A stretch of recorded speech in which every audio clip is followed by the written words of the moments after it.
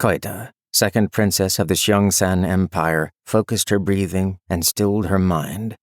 She focused on the meager amount of amethyst roe at her heart center, circling and swirling like a handful of purple sand tossed into a river. Disordered, unmanageable, something that would slip through her fingers the moment she tried to grab it. "Are you ready, second princess?" Master Lao asked. After another moment of intense focus, Koida tried to send the roe through her shoulder, down the pathway in her arm. Instead, her veins tingled as the energy followed them, seeking out and forcing its way along the easiest routes, traveling down the outside bone of her lower arm and into the heel of her hand. She could feel the roe manifesting off balance, but there was nothing she could do to correct it. It was all that she could do to force enough into her hand to manifest a glowing purple boshan stick the length of her forearm. By the time she finished, sweat cooled her temples. The stick was barely there, translucent, a ghost of the weapon it should be.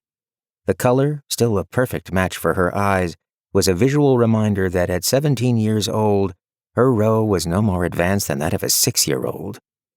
Koida opened her eyes. "Ready, master." Lao stepped forward and swung his glowing red boshan stick, this one as solid as stone and the proper color for an advanced roe, overhanded at her head. Koida sidestepped and countered, then spun and swung a counterattack upward at her master's thigh. Lao blocked as he evaded, the impact of their sticks ringing in the mid-morning air. Across the courtyard, Koida's personal guards looked up long enough to ascertain that she had not been harmed, then returned to their game of stones and tiles.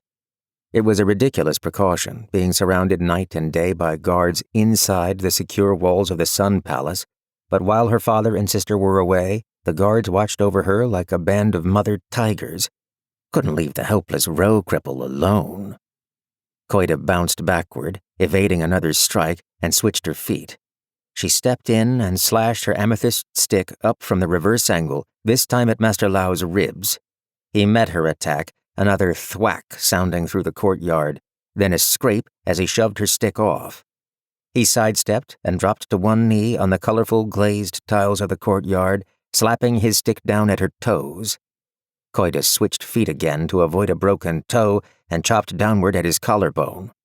Still kneeling, Lao raised his arm over his head and knocked her attack aside with a hastily manifested high shield, a glistening ruby shield the length of his forearm. Without a moment's pause, he swung his stick at her shin. She slid her foot backward, forced to waste valuable attacking opportunities on smacking Master Lao's attack aside with her own boshan. She had never been able to manifest a shield, or anything but a useless stick. Lao spun away from her, spiraling up to standing once more. Koida snapped her wrist backward, whipping the amethyst stick over to rap her master on the head. He raised his arm and blocked with his high shield again. Movement by Lao's left foot caught Koida's eye. A fuzzy black and blue wool worm about as long as her pinky was crawling across the courtyard. The creature looked frantic, as if it were running for its life from the stomping feet of incomprehensible giants. "Your weapon, second princess," Master Lao said, stepping over the wool worm without even noticing it. "Focus!" In Koida's hand, the boshan flickered like a guttering lamp and lost most of the little physical substance she'd been able to give it. Like this, a strike would more likely whistle right through the stick than be stopped by it. Koida bit her lips together and forced as much roe as she could manage down through her arm and into the weapon. If she let her mind wander too far, the stick would disappear, the roe returning to her heart center, and there was no telling how long it would take her to remanifest the weapon, or if she even could. She could usually only manage 1 or 2 manifestations strong enough to train with per day, and never more than 1 at a time. She still wasn't able to force the roe through the correct pathway to manifest the stick with a perfect fighting grip, but slowly, the weapon regained the lost sturdiness and color. Koida nodded at Master Lao. He pressed forward, feet following the zigzagging step pattern common to boshan combat, while he slashed the stick at her diagonally from the left and right.